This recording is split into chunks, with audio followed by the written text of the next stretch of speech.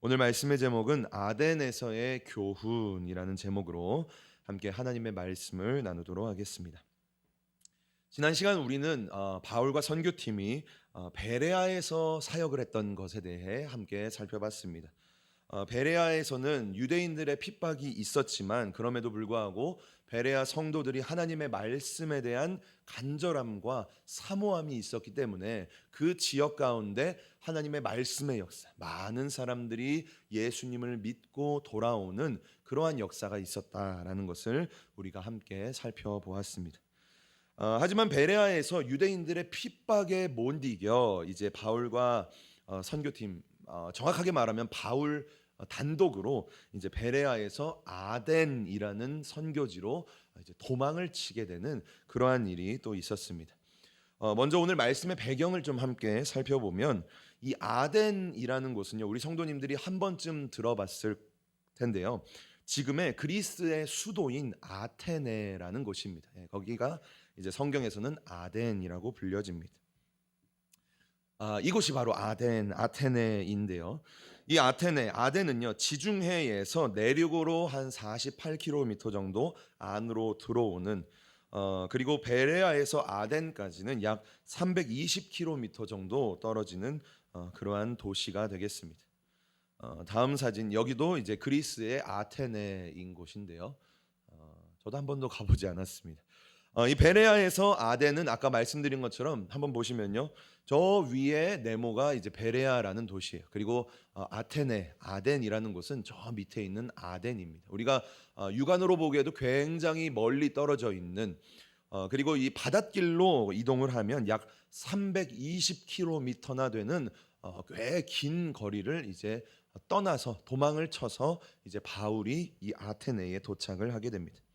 이 그리스의 수도인 이 아덴은요, 헬라 문화의 중심지였습니다. 이곳은요, 문화, 철학, 정치, 종교, 교육, 예술, 또 뭐가 있을까요? 네, 뭐 수많은 그러한 수식어를 다 붙여도 될 정도로 모든 부분에 있어서 핵심이 되는, 이 아테네에서부터 모든 철학과 교육과 종교와 예술과 문화와 이런 것들이 퍼져 나왔다 해도 과언이 아닌 도시가 바로 이 아테네라는 도시입니다. 약 2500년 전부터요, 엄청나게 거대 신전이 있었고 2500년 전부터 도서관이 있었고 극장이 있었고, 뭐 이러한 것들이 있는, 우리도 잘 알고 있는 철학자 플라톤이나 소크라테스나 아리스토텔레스, 이러한 사람들이 다 그리스의 아테네에서 이제 태어나고 길렀던 그러한 사람들이다라는 거예요. 또한 얼마나 이 아테네 문화가 강력했냐면, 그 당시에 세계를 지배하고 있었던 나라는요, 로마라는 나라였어요. 로마라는 나라가 엄청난 권력과 군대를 가지고 세계를 지배했습니다. 그런데 그 로마라는 도시를 문화적으로 지배했던 곳이 있었어요. 그곳이 바로 방금 우리가 살펴봤던 아테네, 그리스의 아덴이었다라는 거예요. 무엇을 통해 알 수 있냐면요, 로마 사람들은요 대체로 라틴어를 사용했습니다. 우리나라로 치면 한국어를 사용했어요. 그런데 이 로마 사람들의 귀족들, 조금 잘났고 조금 배웠다 하는 사람들은 무슨 언어를 사용했냐면 그리스의 헬라어를 사용했습니다. 그러니까 지금으로 치면 우리나라에서도 조금 잘 사는 사람들은 뭘 하죠? 영어를 하죠. 그렇죠? 영어 하면서 조금 자신의 유창함을 드러내거나 이렇게 행동해요. 그런데 로마 시대에 조금 배웠다 하는 사람들은 이 그리스 아테네의 헬라어를 사용했다라는 것을, 그만큼 이 그리스의 아덴의 문화, 여러 가지 또 것들, 아까 말씀드렸던 것들이 이 세계를 지배하고 있었다라는 것을 우리가 배경적으로 알고 있으면 될 것 같습니다. 먼저 바울은요, 이 아덴에 도착하자마자 자신과 함께 그 긴 배의 여정을 떠나왔던 그 성도들을 다시 베레아로 이제 돌려보내면서 그 베레아에 남겨둔 실라와 디모데를 여러분들이 도착하게 되면 빨리 아테네로 좀 보내주십시오라고 이제 부탁을 하고 그들을 돌려보내게 됩니다. 그리고 바울 단독으로 이 아테네에서 선교 사역을 이제 행하게 되는데요. 바울은요, 평일에는 이 아고라라고 불렸던 광장에서 지나다니는 사람들을 붙잡고 예수 그리스도의 복음을 증거했어요. 평일에는 예수님의 복음을 증거했고 광장에서. 그리고 안식일에는 어디에 갔을까요? 사도 바울이 안식일에는 유대인들이 모여 있는 회당을 갔죠. 그래서 회당에서 예수 그리스도의 복음을 증거를 했다라고 성경은 기록을 하고 있습니다. 그런데요, 이상하게도 사도 바울이 평일에도 예수님을 증거하고 안식일에도 예수님을 증거하는데, 그러니까 일주일 내내 복음을 증거하는데 선교 사역에 진척이 없었던 거예요. 하루 종일 예수님을 증거하는데 예수님 믿는 사람이 나타나지를 않는 거예요. 누가 와가지고 막 말도 걸고, 야, 예수가 뭐냐, 그리스도가 뭐냐, 뭐 이런 것들을 얘기하고 하루 종일 설명도 해주는데 그 사람이 예수님을 안 믿는 거죠. 선교 사역에 진척이 없는 거예요. 오히려 잦은 그러한 변론, 그러한 토론 때문에였는지 사람들이 바울을 뭐라고 말했냐면요, 바울에게 야, 저 말쟁이 또 나왔다라고 얘기해요. 말쟁이를 원어로 보면요, 참새들이 짹짹거리는 소리. 얼마나 이 사도 바울을 조금은 이렇게 낮춰보는지 그러한 것을 알 수가 있죠. 그리고 사도 바울을요, 이 철학자들과 사람들이 어디로 데려가냐면 아레오바고라는 곳으로 이제 데려갑니다. 우리가 잘 모르는 곳인데요. 지금도 이 그리스 아테네에 가면 아레오바고가 있습니다. 여기 사진에 나오는 언덕 있죠? 이제 돌로 된, 이 바위로 된 언덕이 아레오바고예요. 아레오바고라는 뜻은 아레스의 언덕, 아레스의 언덕이라는 뜻인데, 그리스의 신이었던 아레스가 죄를 짓고 신들에게 재판을 받았던 장소라고 해서 아레스의 언덕이라는 뜻의 아레오바고라는 곳이 있습니다. 지금도 이 아레오바고라는 이 언덕에 그리스 대법원이 위치를 하고 있습니다. 이 아레오바고에서는 무슨 일을 행했냐면 그들의 풍습과 도덕과 교육을 관장하는 그러한 어쩌면 교육청, 요즘으로 따지면 뭐 그러한 장소가 되겠고, 또는 새로운 종교, 이 그리스 아테네로 들어오는 새로운 종교나 새로운 철학들을 감독하고 관리하는 것을 이 아레오바고에서 했습니다. 오늘 이 바울이 뭘 증거했어요? 예수 그리스도의 이 복음을 증거하니까 이 아테네에 있는 사람들이, 야, 저 말짱이가 전하는 저게 뭐냐, 예수라는 저 새로운 종교가 뭐냐, 우리가 저 사람 아레오바고로 끌고 가자, 거기서 이거를 판단하자, 감독하고 재판하자라는 것을 행했다라는 거예요. 그리고 이 아레오바고에서 사도 바울이 그들에게 예수 그리스도의 복음을 설교하는 장면이 오늘 본문의 22절에서 31절까지 꽤 긴 이러한 절을 이제 차지를 하고 있습니다. 이 바울의 설교에 대한 내용은 우리가 다음 주에 살펴보도록 하고, 어쨌든 바울이 그러한 재판을 또 행했다, 이 정도만 우리 성도님들이 알고 계시면 되겠습니다. 자, 이처럼 사도 바울이 이제 그러한 일을 행했고, 그리고 이제 이 아레오바고에서 복음을 증거한 다음에 이제 또 아테네를 떠나는 그러한 장면이 이제 오늘 본문에서 나오게 됩니다. 그리고 그 아테네에서의 사역은 끝을 맺게 되죠. 여러 학자들과 목회자분들은요, 이 바울이 아덴에서 행했던 이 선교 사역이 실패한 사역, 조금은 아쉬움이 남는 사역이다라고 평가를 하게 됩니다. 왜냐면요, 바울이 이 아덴에서 꽤 오랜 기간을 머물렀거든요. 그리고 복음을 증거했습니다. 평일에는요, 평일에도 광장에서 복음을 전했어요. 데살로니가에서는 평일에 뭐 했습니까? 바울이 일했어요. 그 편지를 보면 그들이 밤낮으로 열심히 일했다라고 증거를 하고 있어요. 그런데 아덴에서는 일을 하지 않았어요. 평일에도 꾸준히 예수 그리스도의 복음을 증거했다, 안식일에도 또 증거했다라고 성경은 기록을 하고 있습니다. 그런데 그리고 이제 이 아덴에서는요, 그 흔했던 유대인들의 핍박도 없었다라는 거예요. 그러니까 어쩌면 다른 도시들보다 비교적 쉽게 사람들을 만나고 복음을 증거하고 회당에 찾아가고 또 그렇게 아레오바고라고 하는 그렇게 귀족들이 모여 있는 아주 높은 곳에 가서도 설교를 하는 그러한 기회도 바울이 얻었다라는 거예요. 그런데 오늘 이 아덴 사역의 맨 마지막 부분을 보면요, 이 아덴에서의 열매, 선교의 열매는 굉장히 아쉬웠다라는 거예요. 마지막 34절을 보면 그저 손꼽히는 몇 사람만이 예수님을 믿었다. 그리고 바울이 아덴을 떠났다라고 성경이 기록을 하고 있는 거죠. 바울과 선교팀이 지나온 자리자리마다 교회가 세워지고 예수님을 믿는 사람들이 많았던 것과는 이렇게 비교적으로 아덴에서는 별로 그렇게 선교의 열매가 있지 않았다. 그래서 많은 사람들은 선교를 조금 실패하지 않았나, 아쉬움이 남는 선교다라고 평가를 하게 됩니다. 그러면서 이 바울이 왜 이러한 선교에 실패했는가라는 그러한 이유로 이렇게 이야기를 하기도 합니다. 아마 바울이 잠깐은 그 선교의 중심, 사역의 중심을 잃지 않았는가라고 평가를 하죠. 바울이 어떤 사람입니까? 바울은요, 굉장한 학자였어요. 똑똑한 사람이었어요.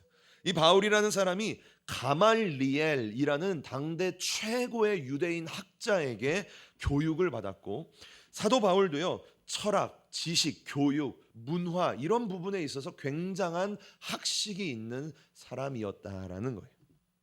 만약에 우리 성도님들이 어떤 좋아하는 게 있어요. 뭐 게임을 좋아한다거나 TV를 좋아한다거나 연극을 좋아한다거나 뭐 그래요. 그런데 우리 성도님들이 어디를 갔는데 그 도시가 막 그렇게 막 게임으로 가득 차 있고 막 연극이 막 성황하고 막 아주 즐길 것들이 넘쳐나고 그러면 우리 성도님들의 마음이 어떻겠습니까? 막 흥분되겠죠. 아마 사도 바울이 그러지 않았는가라는 생각을 하는 거예요. 이 아덴이라는 당대 문화의 석학들이 모여 있고 철학을 논하고 교육을 논하는 이러한 도시에 사도 바울이 갔을 때 조금 흥분되지 않았는가. 그래서 복음을 증거해야 되는데, 예수 그리스도의 십자가를 증거해야 되는데 그런 것에서 조금 어긋나서 그들과 변론하고 그들과 토론을 통해 예수님을 증거하고 말의 논리에 따라 예수님을 증거하려는 그러한 모습이 없었는가라는 그러한 생각을 하게 되는 것이죠. 그러한 생각을 왜 하게 되냐면요, 이 사도 바울이 아덴에서 그 다음 도시로 어디를 가냐면 고린도를 가게 됩니다. 그런데 그 고린도에서 쓴 편지를 보면, 고린도전서 2장 말씀을 보면 유독 사도 바울이 지혜에 대한 말씀을 굉장히 많이 해요. 그러면서 바울이 이렇게 얘기합니다. 고린도전서 2장 21절 말씀을 보면 이렇게 말합니다. 하나님의 지혜에 있어서는 이 세상이 자기 지혜로 하나님을 알지 못한다라는 것이에요. 세상의 지혜로는 하나님의 말씀을 알지 못한다라는 거예요. 그래서 자신은 뭘 전하냐? 그저 전도에 미련한 것으로 사람들을 구원하는 것을 하나님이 기뻐하신다라는 것을 사도 바울이 이야기를 하고 있는 거예요. 그리고 그 이후의 구절을 보면 내가 사람의 말, 지혜의 말이 아닌 예수 그리스도의 십자가만을 증거하겠다라고 바울이 이야기를 하는 장면이 나옵니다. 아마 이 아덴에서의 사역의 실패를 통해 사도 바울이 깨달음을 얻지 않았는가? 이 구원이라는 것이 성도를 예수 믿게 만드는 것이 사람의 지혜로 하는 것이 아니라 전도에 미련한 것으로 하는 것이구나. 예수님의 십자가를 증거할 때 구원의 열매를 맺는구나라는 것을 바울이 깨닫지 않았는가라는 생각을 하게 되는 것이. 어쨌든 이렇게 아덴에서의 선교의 사역은 조금은 아쉬운 상태로 사역의 마무리를 맺게 된다라는 것입니다. 자, 그럼에도 불구하고 오늘 우리는 이 아덴에서의 사역을 통해 두 가지의 영적인 교훈, 우리가 함께 좀 살펴볼 내용을 나누길 원하는데요. 첫 번째, 우리가 오늘 함께 살펴보고 마음에 간직해야 될 내용은 하나님의 마음을 공감하는 사람이라는 내용입니다. 우리 한번 성도님들 따라해 주시기 바랍니다. 하나님의 마음을 공감하는 사람이 되자. 한 번 더 나에게 좀 다짐하면서 하나님의 마음을 공감하는 사람이 되자. 아멘. 하나님의 마음을 공감하는 사람, 하나님의 마음을 이해하고 알아주는 사람, 하나님의 마음을 깨닫고 그 하나님의 마음과 뜻대로 행하는 사람, 우리가 바로 그런 사람이 되어야 한다라는 것이, 오늘 아덴에 도착한 바울은요, 딱 바울이 항구에서 도착해서 이 말을 타고 또는 걸어서 아덴이라는 도시를 도착을 딱 하게 됩니다. 그리고 사도 바울의 눈앞에 이런 것들이 펼쳐지는 거예요. 한번 우리 성도님들이 이런 것들을 보게 되면 어떠한 마음이 들까 한번 생각해 보시기 바랍니다. 딱 아덴에 도착하는데 저 제일 높은 언덕에 이러한 거대한 신전이 있는 거예요. 사람의 키보다, 사람이 여기에 그림에 없지만 사람의 키보다 한 두세 배 높은 엄청난 높이에, 우리 건물만한 높이에 이러한 어마어마한 신전이 있는 것입니다. 그리고 그 신전을 꾸미고 있는, 이 신전을 바치고 있는 조각상들을 한번 봐보세요. 이걸 사람이 다 조각한 거예요. 일일이 손으로 그 높은 곳에, 그리고 하나하나 쌓은 것이죠. 그리고 거리를 걸어 다닐 때마다 마치 살아있는 것 같은 석상들이 막 곳곳에 있는 거예요. 그리고 그런 것들을 이제 사람들이 바라보고 또 꾸미면서 이러한 것들로 이제 그 아덴이라는 도시가 꾸며져 있는 것이죠. 우리 성도님들의 마음 가운데 어떤 마음이 들겠습니까? 이야, 대단하다. 아니, 어떻게 저렇게 높은 건물을 지었지? 어떻게 저렇게 높은 곳에 돌을 가지고 올라갔지? 어떻게 저런 것들을 사람이 조각했다고 할 수 있지? 막 그렇게 감탄할 것 같습니까? 우리 성도님들의 마음에 어떠한 마음이 드시겠습니까? 오늘 아덴에 도착한 사도 바울은요, 어떠한 마음이 든지 아십니까? 사도행전 17장 16절 말씀을 보면 사도 바울의 마음을 알 수가 있어요. 우리 함께 16절 말씀 함께 읽어보겠습니다. 시작. 바울이 아덴에서 저희를 기다리다가 온 성에 우상이 가득한 것을 보고 마음에 분하여. 아멘. 바울은요, 아덴이라는 도시 제일 높은 곳에 아까 봤던 거대한 파르테논 신전이 있고, 그리고 곳곳에 각종 조각물과 석상들이 있는 그러한 모습을 보며, 야, 대단하다. 와우, 엄청난데?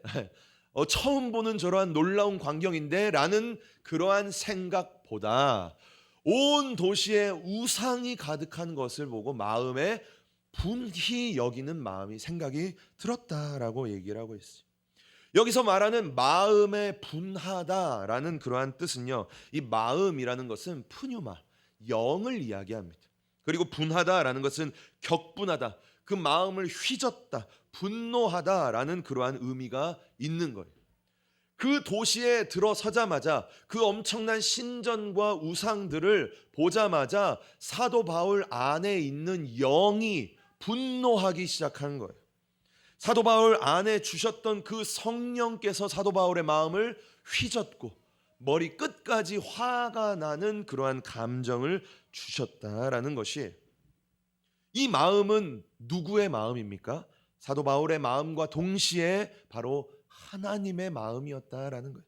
그 도시를 바라보는, 그 우상들을 섬기는 사람들을 바라보는 하나님의 분노, 하나님의 진노하심의 마음이었다라는 것입니다. 그리고 사도 바울도 하나님의 마음과 공감하며 그렇게 동일한 분노의 마음을 가졌다라는 것이죠. 그렇습니다. 하나님은요, 우상을 끔찍히도 싫어하셔요. 끔찍히도 싫어하십니다. 얼마나 그것들을 싫어하셨냐면 하나님께서 이스라엘 백성들에게 주셨던 10가지의 말씀이 있어요. 야, 너네 다른 거 다 안 지켜도 돼. 그런데 이 10가지만은 꼭 지켜야 돼 라고 말씀해 주신 10계명이 있어요. 그런데 그 10계명의 가장 중요한 첫 번째, 두 번째 말씀이 뭔지 아십니까? 첫 번째는요, 너는 나 외에 다른 신들을 내게 두지 말라라는 거예요. 하나님 외에 다른 신들을 너의 마음 가운데, 너의 삶 가운데, 너의 가정 가운데, 너의 인생 가운데 두지 말아라 라고 하나님이 말씀을 하고 계셔요. 그리고 이 계명은 무엇입니까? 너를 위하여 새긴 우상들을 만들지 말아라 라고 말하고 있어요. 하늘에서나 땅에서나 물속에서나 어떠한 형상도 만들지 말고 그것들을 향해 절을 하지도 말고 섬기지도 말아라 라고 하나님이 말씀을 하고 계신 것이죠. 얼마나 하나님께서 이러한 우상들을 섬기는 것을 끔찍히도 싫어하시는지를 우리가 알 수가 있는 거예요. 어떠십니까? 우리 성도님들은 우상을 섬기고 계십니까? 우리가 하나님 믿는다고 우상을 안 섬기고 있다라고 말할 수 없는 거죠. 우리의 마음 가운데 하나님이 아닌 다른 어떤 것이 우선되었다면 그것은 일계명을 범한 거예요. 나 외에 다른 신들을 너희의 마음에 두지 마라 라고 말씀하신 것이지. 바울은요, 하나님의 마음을 공감했어요. 그 아테네, 사람들이 보기에는 당대 최고의 문화, 종교, 철학 그런 것들이 모여 있는 곳이었어요. 사람들이 최고라고 손꼽혀 말하는 도시였어요. 그런데 하나님이 보시기에 그 아테네는 어떤 도시였어요? 진노가 끓는, 하나님의 심판이 임박한 그러한 도시였다라는 거예요. 사람들이 그들을 보기에 아주 끔찍하고 머리 끝까지 화가 나는 그러한 도시였고, 바울은 그러한 하나님의 마음을 공감했다라는 것을 말하고 있는 것입니다. 구약에서도요, 이러한 사도 바울과 같이 하나님의 마음을 공감할 수 있는 사람이 있었어요. 우리가 그렇게 공감하는 사람이 돼야 되는데, 구약에 바로 공감하는 사람이 바로 누구냐면요, 우리가 방금 살펴봤었던 모세가 이처럼 하나님의 마음을 공감했던 사람이에요. 모세가 십계명을 받기 위해 시내산으로 올라가게 됩니다. 그리고 40일을 그곳에 거하게 돼요. 백성들이 산 밑에서 한참을 기다려도, 뭐 열흘, 20일, 30일을 기다려도 이 모세가 내려오지 않는 거예요. 그래서 이 백성들이 아론에게 이렇게 말하는 거예요. 우리를 위해서 신을 만들어라 라고 말해요. 그랬더니 아론이 뭘 만듭니까? 그들의 금붙이를 다 띄어가서 뭘 만들죠? 금송아지를 만들어요. 금송아지를 만들고 아론이 백성들에게 이 금송아지가 너희를 인도하고 너희를 지켜줄 하나님이다, 신이다 라고 말해요. 그리고 막 백성들이 춤추고 노래하고 절하고 제사 드리게 됩니다. 하나님께서 그 모습을 보시자 어떻게 합니까? 오늘 아테네를 바라보시는 것처럼 진노를 하셨다라고 말하고 있어요. 출애굽기 32장 10절 말씀을 보면 하나님이 이렇게 말하는 거예요. 그런즉 내가 하는 대로 두라. 내가 그들에게 진노하여 라고 말해요. 그리고 그들을 다 쓸어버리고 새로운 나라를 세우겠다라고 말합니다. 모세가 하나님의 이 말을 듣고 산에서 내려오게 돼요. 그리고 백성들이 금송아지 앞에서 춤추고 제사하는 그러한 모습을 보게 됩니다. 그때 모세의 마음이 어땠을까요? 성경은 모세의 마음을 이렇게 기록을 하고 있습니다. 출애굽기 32장 19절 말씀을 보면 이렇게 말해요. 제가 읽어드리겠습니다. 진에 가까이 이르러 그 송아지와 춤추는 것을 보고 크게 노했다라고 성경은 기록을 하고 있습니다. 그런데 여기서 크게 노하다라고 하는 이 말씀이요, 아까 말했던 32장 10절에 있는 내가 그들에게 진노하다, 여기서 말하는 진노하다라는 것과 아까 모세의 감정을 표현하는 크게 노하다라는 이 단어가 원문으로 보면요, 똑같은 단어가 사용이 되어 있다라는 거예요. 무엇을 말하는 거예요? 모세가 느꼈던 그 감정, 그 분노가 누구의 감정이다라는 거예요? 하나님의 감정, 하나님의 진노가 그 모세의 마음에도 있었다. 모세가 하나님의 마음을 공감하는 사람이었다라는 것을 성경이 이야기를 하고 있습니다. 이것들을 통해 우리가 살펴볼 것은요, 무엇입니까? 우리도 바울처럼, 모세처럼 우리가 하나님의 마음을 좀 알아들여야 된다라는 거예요. 우리의 삶을 향한, 우리 성도님들의 삶을 향한, 그리고 우리의 가정을 향한, 우리의 자녀와 부모들을 향한, 우리의 교회를 향한, 또는 우리 성도님들의 삶 가운데 있는 문제와 어려움을 향한 하나님의 생각이 있다라는 거예요. 하나님의 마음이 있다라는 거예요. 그런데 그 마음과 생각을 누가 알아줘야 된다? 우리가 알아들여야 된다. 그리고 하나님의 그 뜻대로 우리가 행하는 자들이 되어야 한다라는 것이에요. 이사야 6장 말씀을 보면요, 하나님의 안타까운 목소리가 이사야에게 들리게 됩니다. 이사야 6장 8절 말씀을 보면 하나님이 이사야에게 이렇게 말씀하셔요. 내가 또 주의 목소리를 들은즉 이르되 내가 누구를 보내며 누가 우리를 위하여 갈꼬라고 말씀하셔요. 하나님의 그 안타까운 말, 하나님이 뭐라고 말합니까? 내가 누구를 보내야 될까? 누가 나를 대신해서 좀 일할 수 있을까라는 하나님의 탄식하는 목소리가 이사야에게 들렸다라는 거예요. 이 하나님의 목소리는요, 어쩌면 우리의 삶을 향한 하나님의 탄식일 수도 있어요. 하나님은 우리의 삶 가운데 이렇게 일하고 계시는데, 하나님은 우리의 문제와 어려움 가운데 이렇게 행하고 싶으신데, 하나님은 이러한 상황 가운데 우리의 교회를 이렇게 이끌어 나가고 계시는데 그 마음을 알아주는 사람이 아무도 없는 거예요. 하나님의 뜻대로 행하는 사람이 없는 거예요. 우리의 삶 가운데 하나님의 뜻대로 행하는 모습들이 없는 거예요. 하나님이 우리의 삶을 향해 탄식을 하는 것이죠. 우리는요, 하나님의 마음을 알아야 됩니다. 고린도전서 2장 16절 말씀을 보면 이렇게 말해요. 누가 주의 마음을 알아서, 누가 주님의 마음을 알아서 주를 가르치겠느냐. 그러나 우리가 그리스도의 마음을 가졌느니라 라고 말하고 있습니다. 누가 우리 주님의 마음을 알아드려야 합니까? 누가 우리 주님의 마음을 공감해 드려야 합니까? 그리스도의 마음을 가지고 있는, 그리스도의 영을 가지고 있는 우리가 해야 된다라는 거예요. 저와 우리 성도님들이 하나님의 마음을 알아드려야 된다라는 거예요. 그리고 그렇게 순종하며 행해야 된다라는 것입니다.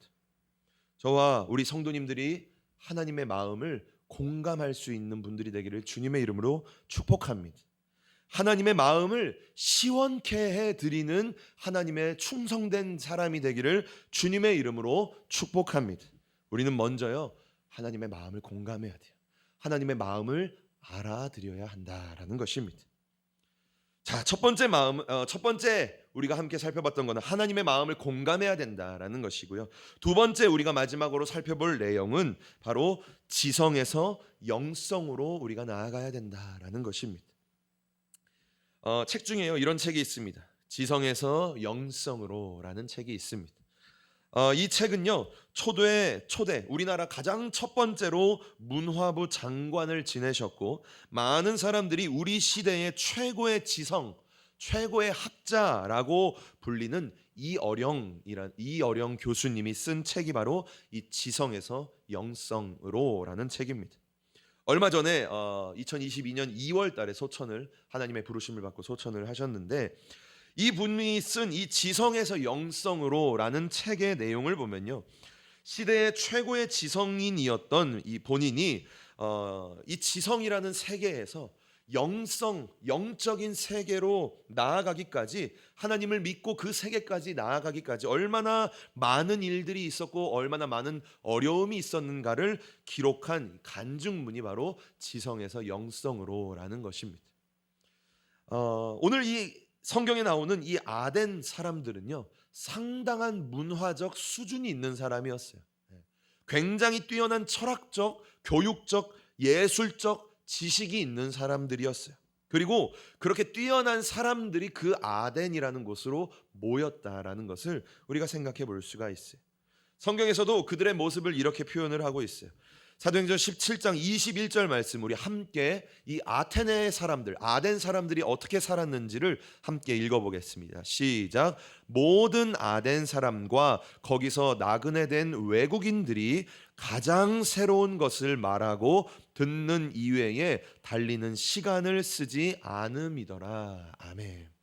그러니까 쉽게 말하면요, 이 아덴이라는 곳은요, 가장 새로운 것들을 나누는, 가장 그 시대를 이끌어가는 유행들이 시작되어지는 그러한 곳이 바로 아테네라는 곳이에요.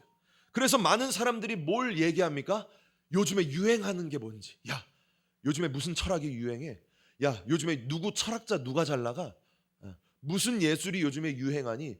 무슨 뭐 극장이, 연극이 요즘에 최고의 사랑을 받니? 이런 것들을 아테네에 있는 모든 사람들, 그리고 그곳에 찾아온 외국인도 다 그러한 얘기를 한다라는 거예요. 그런 것들로 세월을 보내는 그러한 도시가 바로 아덴이라는 도시였다라는 거예요. 모든 아덴 사람들은요, 지식과 철학에 대한 관심이 많았어요. 새로운 문화와 유행에 관심이 많았어요.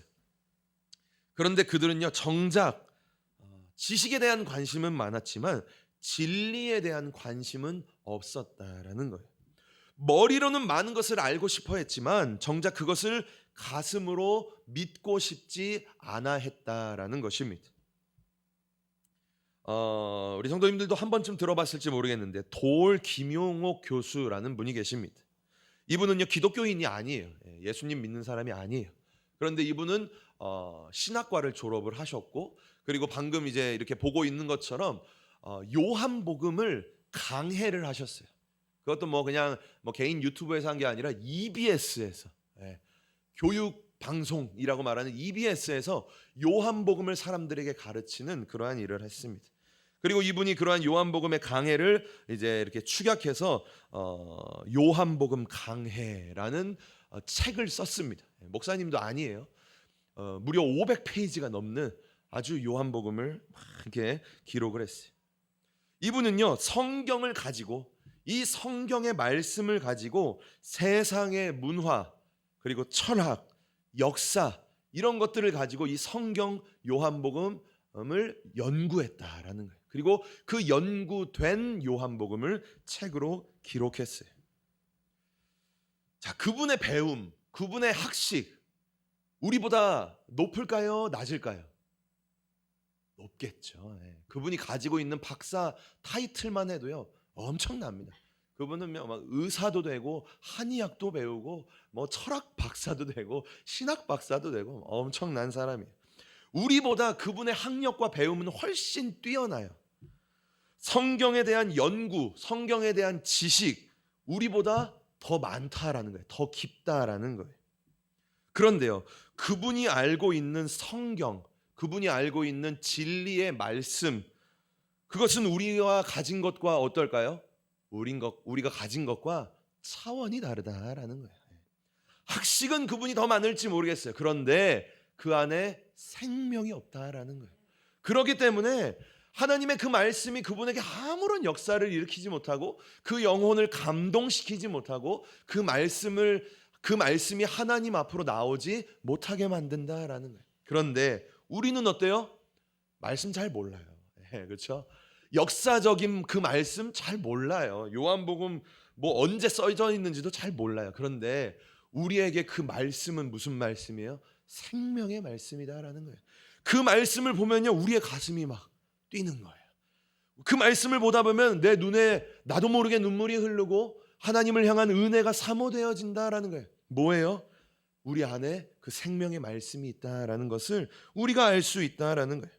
히브리서 4장 12절 말씀을 보면 이렇게 말합니다. 우리 함께 하나님의 그 말씀에 대해서 읽어보겠습니다. 시작. 하나님의 말씀은 살아있고 활력이 있어 좌우의 어떤 검보다도 예리하여 혼과 영과 및 관절과 골수를 찔러 쪼개기까지 하며 또 마음의 생각과 뜻을 판단하나니. 아멘.